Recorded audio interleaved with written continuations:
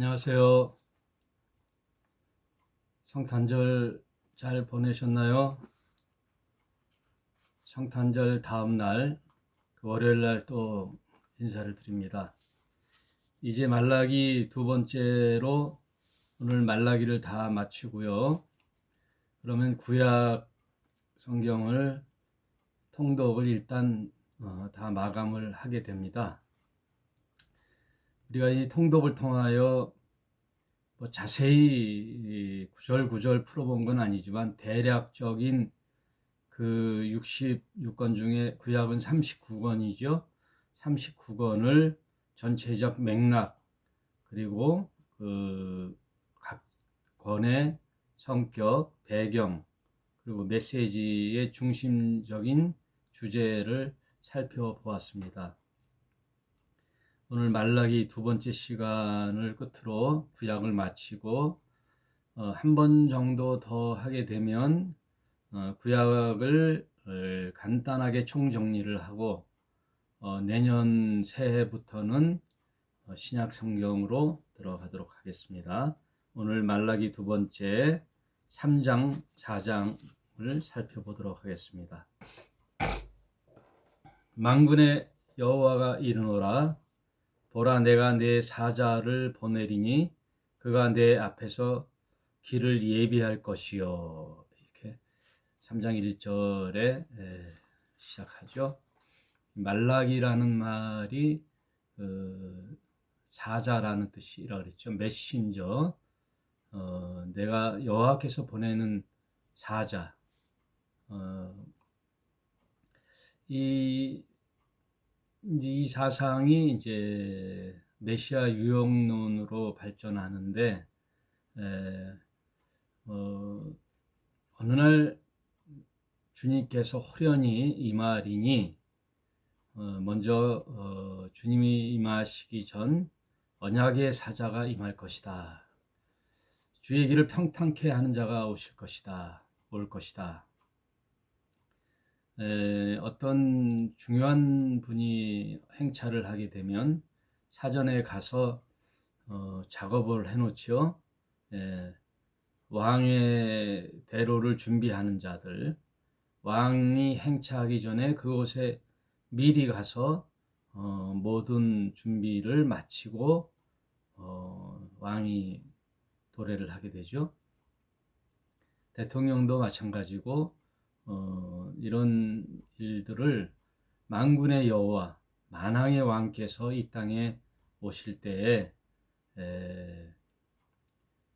미리 그 언약을 전할 사자, 언약의 사자를 먼저 보내는 그런 내용이 3장에 있죠.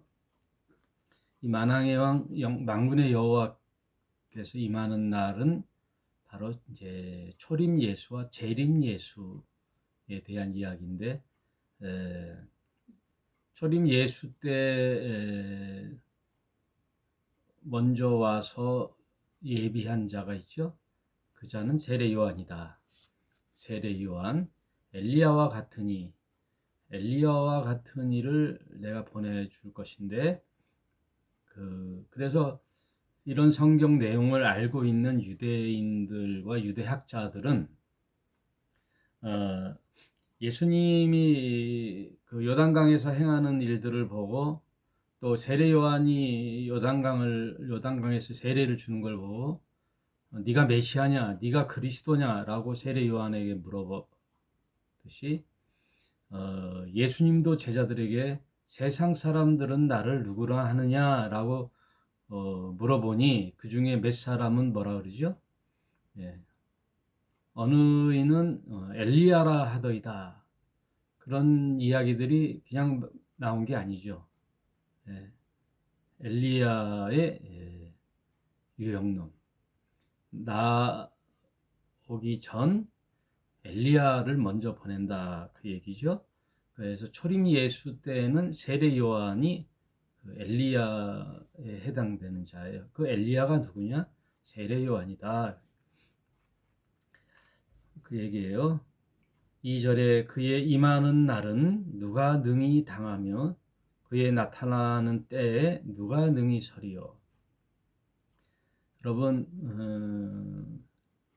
주님이 오신다는 이야기를 교회에서나 가면은 많이 듣죠.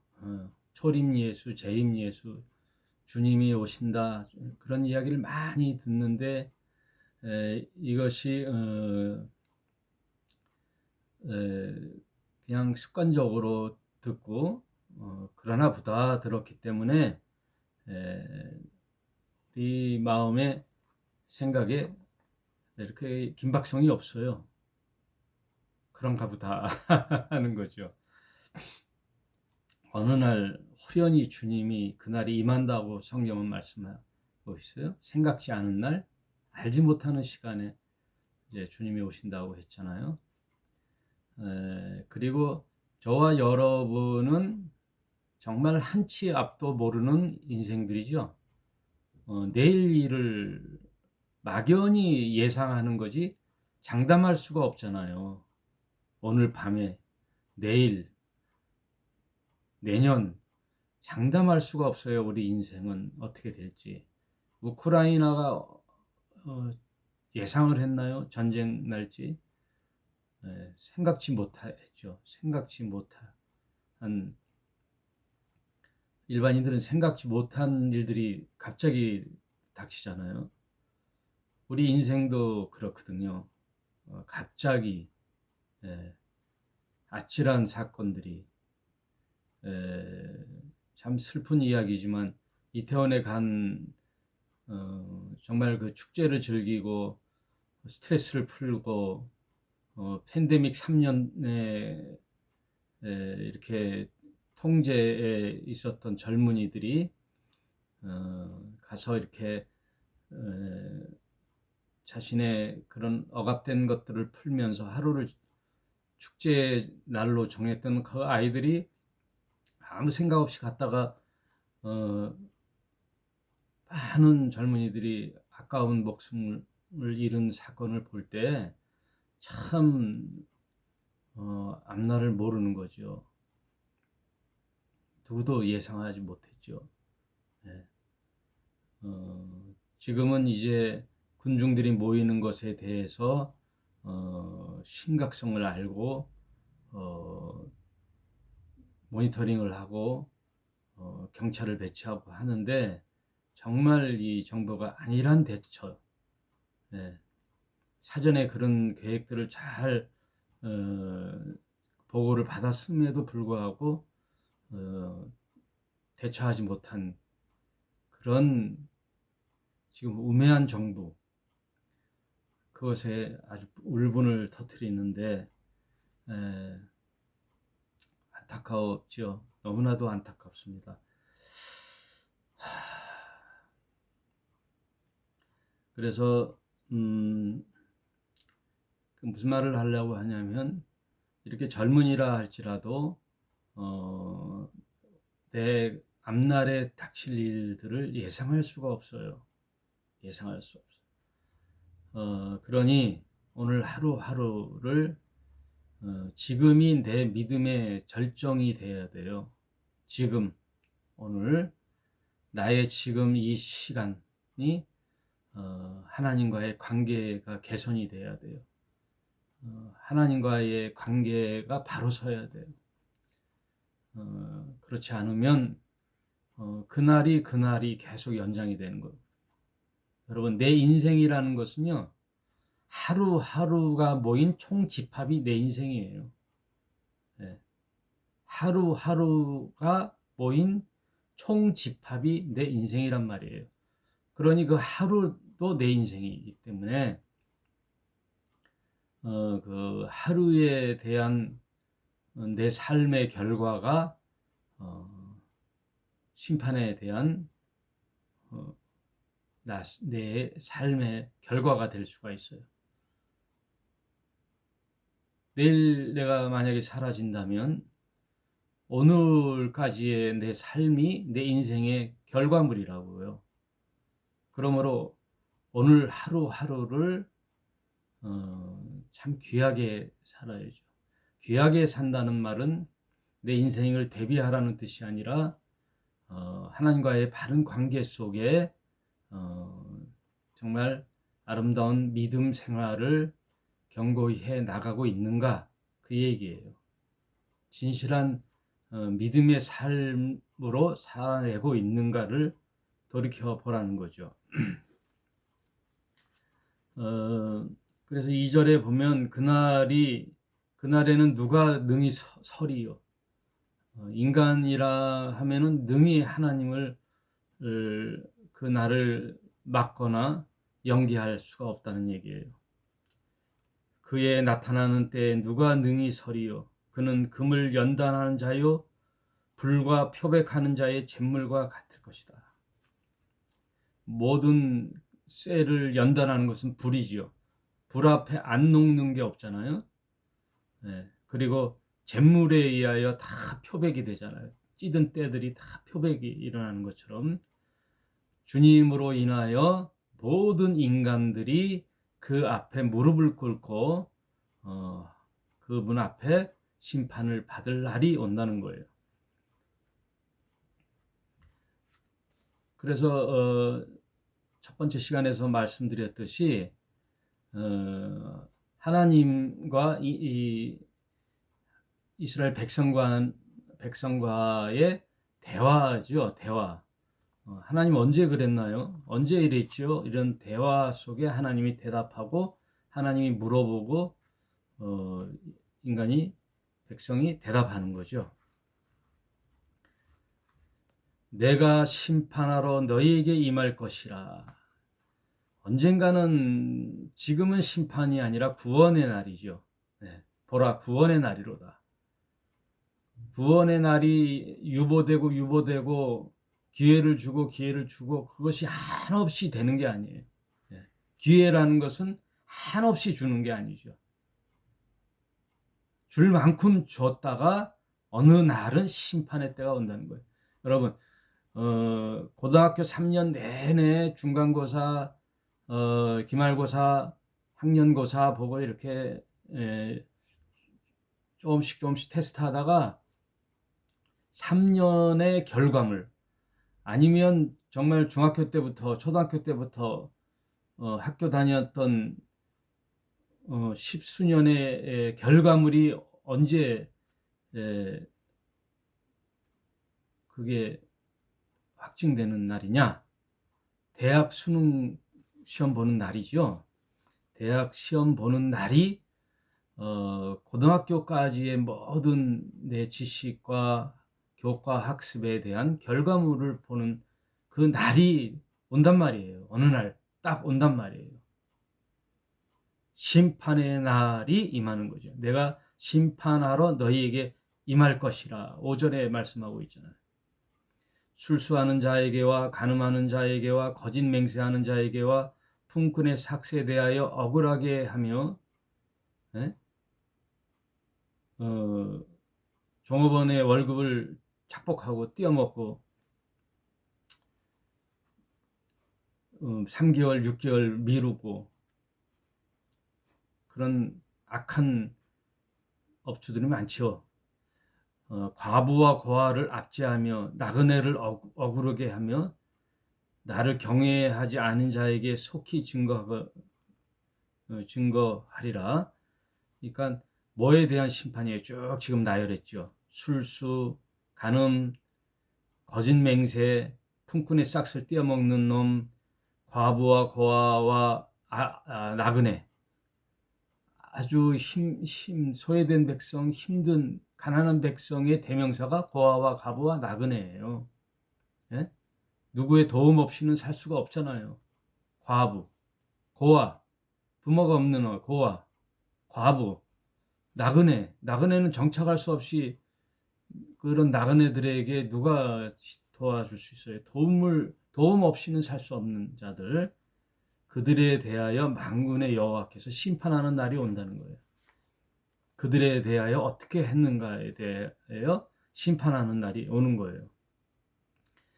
그러므로 만군의 여호와가 이르노라, 너희 열조의 날부터 너희가 나의 규례를 떠나 살았지 않았냐. 예? 너희도 마찬가지고 너희 열조도 보면 내 규례와 법도와 율례와 율법, 도리, 하나님을 섬기는 도리, 레위기에 말한 모든 규례 이런 것들을 떠나 살았지 않았느냐. 예? 언제 우리가 이렇게 떠나 살았어요? 하고 반문하죠. 예. 이스라엘 백성들이 언제 그러죠?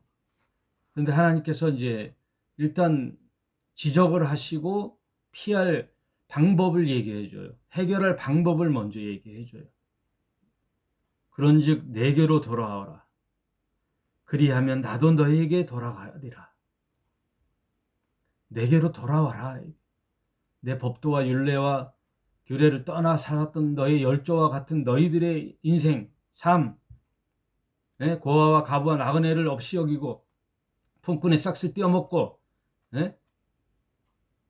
이런 못된 짓들, 술수와 거짓 증거와 거짓 맹세하는 것들, 이런 것들에서 떠났던 너희들, 그러나 돌이키고 돌아와라. 그러면 내가 너희에게 한 번 더 기회를 주리라. 돌이키리라. 너희가 이르기를 우리가 어떻게 하여야 돌아가리이까 하도다.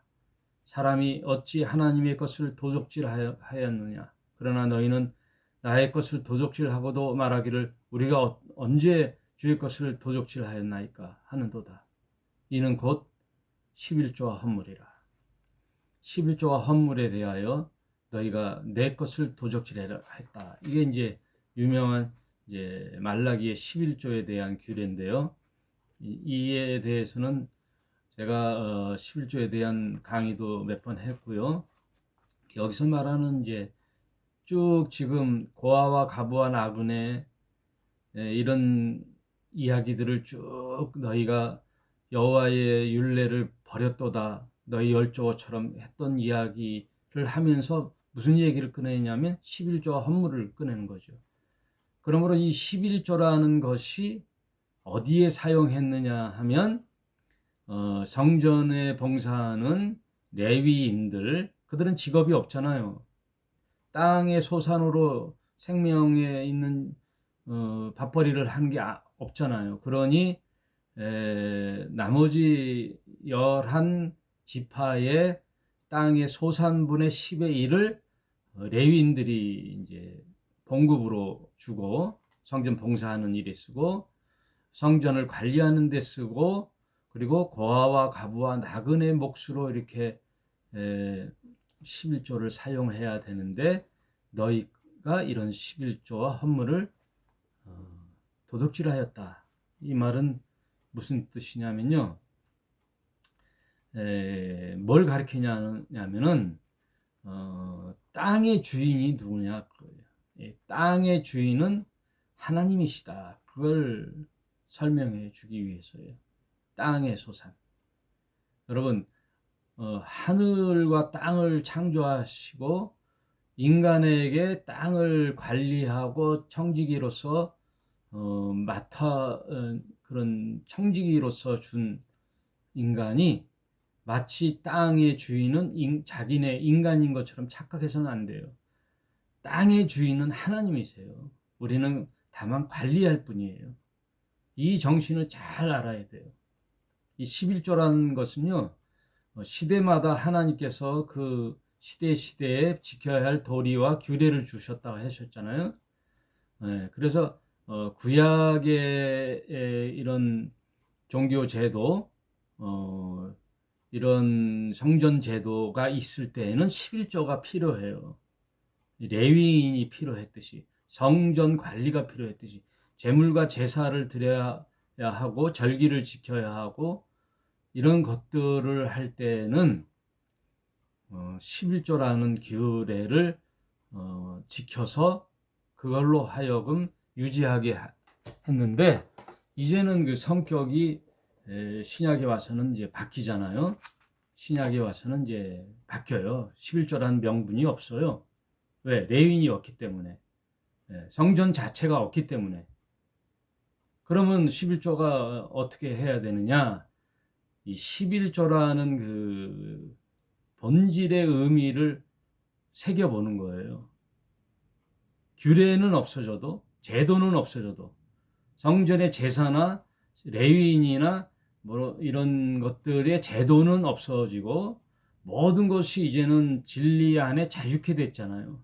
진리 안에 자유케 됐기 때문에 그런 것은 오늘날 현대 교회 시대에는 그런 제도는 없어져도 성격과 본질이 남아 있는 거죠. 그 본질은 뭐라요? 금방 얘기한 땅의 주인은 하나님이시다. 그걸 알아내는 거예요. 그러므로 우리가 태양과 땅의 모든 소산으로서 육체적 노동의 대가로 얻는 이런 소득을 내 것인 양 해서는 안 된다는 거예요. 내 것인 양. 네, 지금 부의 소득을 내 것인 양 착각해서는 안 되는 거예요. 네?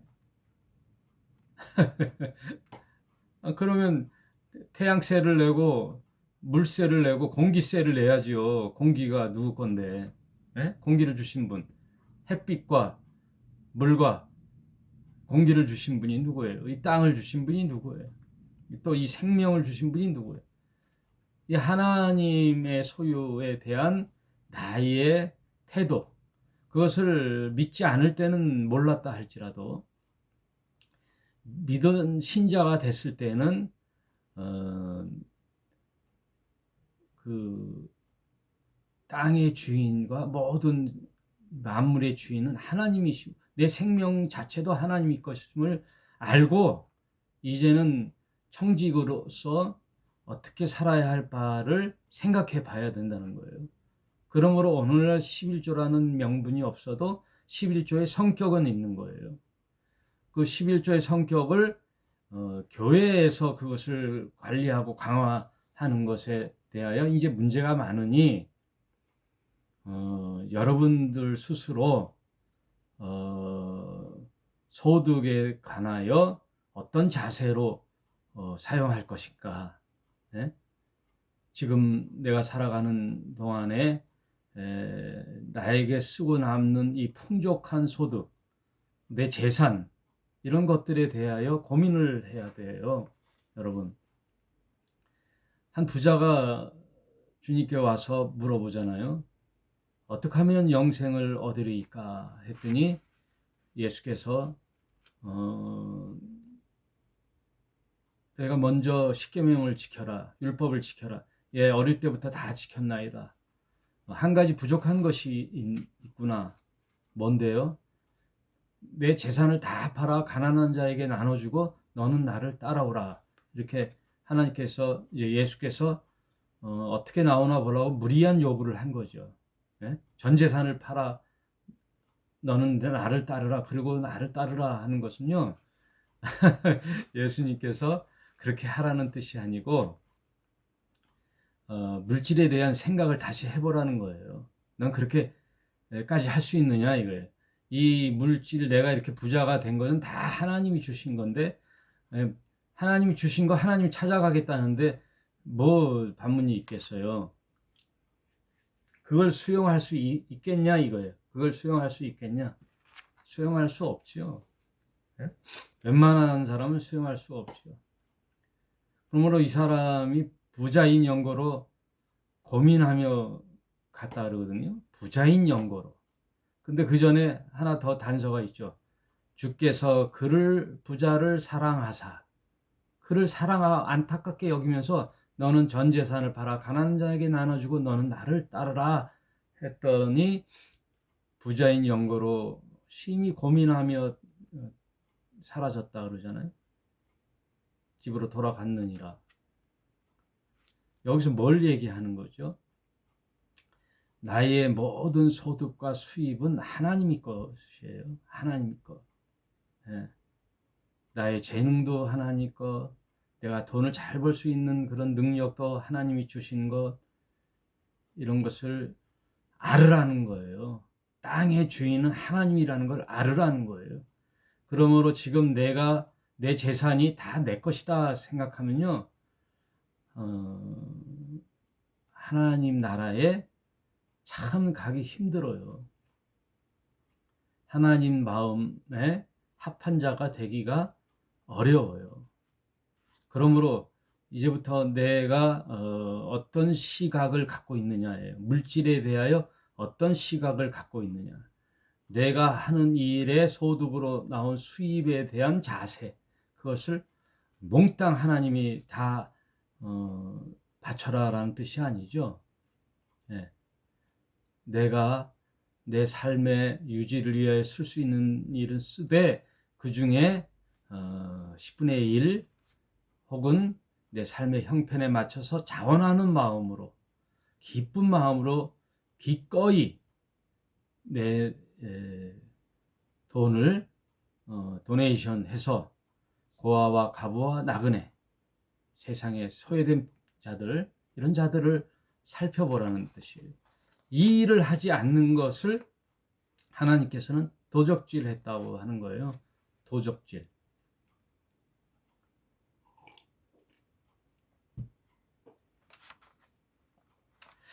그래서 우리 희락의 교회로 모인 우리는 신자들이 몇 분 안 계시지만 저희 교회는 11조라는 명분의 헌금이 없어요. 그리고 헌금이라는 자체의 명목이 없어요.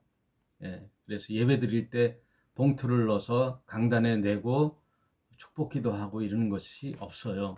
우리도 이제 서서히 이제 바꾸면서 정말 성경에서 하고자 하는 것이 뭔가를 한번 심각하게 생각을 해봤거든요. 이사야서 55장에 뭐라고 나오냐면 너희 목마른 자들아 물로 나오라 돈 없는 자도 오라 너희는 와서 사 먹되 돈 없이 값없이 와서 포도주와 젖을 사라.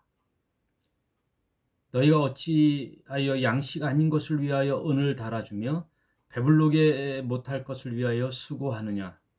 나를 청종하라. 그리하면 너희가 좋은 것으로 먹을 것이며 너희 마음이 기름진 것으로 즐거움을 얻으리라. 하나님의 생명의 양식은 값없이 와서 돈 없이 사서 먹고 포도주와 젖을 사라 그랬거든요. 제가 전도를 할 때 교회 오세요, 교회 나오세요 이렇게 하면요, 저는 아직 준비가 안 됐어요. 저는 못 가요. 그리고 전에 교회 다녀봤어요. 이런 사람들이 참 많아요. 근데 그 중에 하나 큰 게 뭐냐면 저 돈이 없어요. 돈 없어서 못 가요. 왜? 교회 다녀봤는데 돈 내라는 게 너무 많더라는 거예요. 돈 내라, 헌금해라, 11조 해라. 11조 안 하고 헌금 안 하면 사람 취급도 안 한다 이거예요. 신자 취급도 안 하는 거죠. 네? 어떤 교회는 공동의회도 못 들어오잖아요. 11조 하지 않은 사람. 그리고 교회 일꾼들을 뽑을 때 장로, 권사, 집사 이렇게 임직할 때 일꾼을 뽑을 때 11조를 하느냐?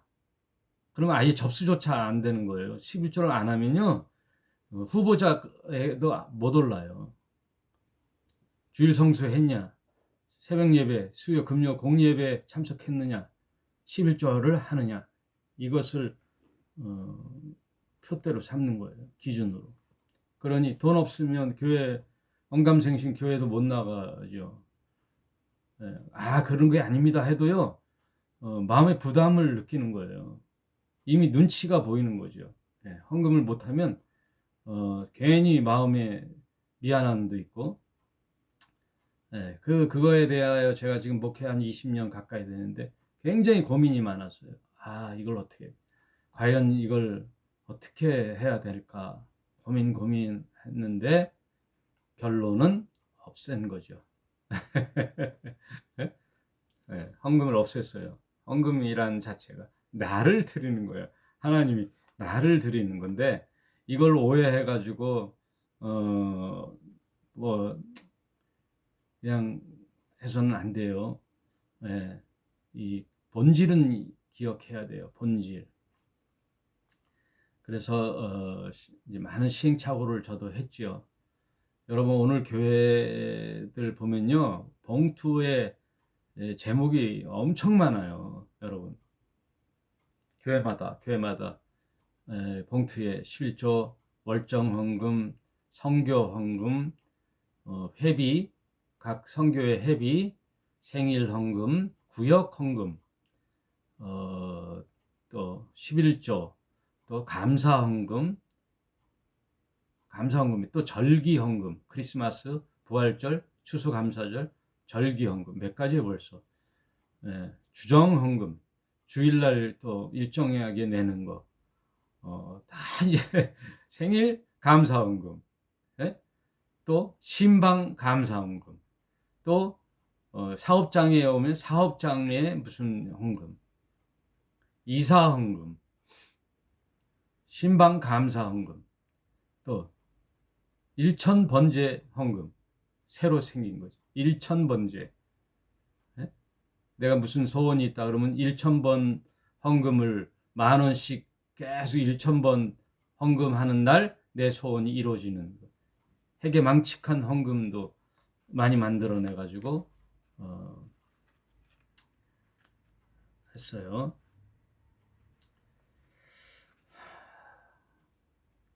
물론 어떤 공동체를 유지하고 관리하고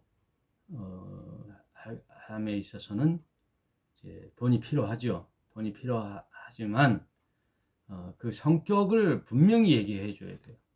이 헌금의 성격, 11조의 성격, 그리고 교회라는 개념, 교회가 뭐냐를 가르쳐줘요. 성전이냐 교회냐, 건물에 모이는 성전, 주일 성수, 이런 개념 정리가 안 된 상태에서 하니 많은 신자들이 시험을 당하고 오해를 하고 지치고 지쳐서 교회를 안 나오는 거예요. 교회를 떠나가는 거예요. 돈 없으면 신앙생활도 못한다는 결론을 내리고 떠나가는 거예요. 그리고 부부에서 여자가 열성적으로 하는데 남편은 불신자인데 이게 안 되잖아요. 그러니 속이고 한단 말이에요. 남편의 수입에 11조를 속이면서 한다고요. 남편한테 말했다가 큰일 나니까. 이런 것들에 대한 많은 불협화음들, 갈등들에 대하여 저도 고민을 많이 했는데, 이제 희락의 교회를 제2 개척 정신으로 함에 있어서는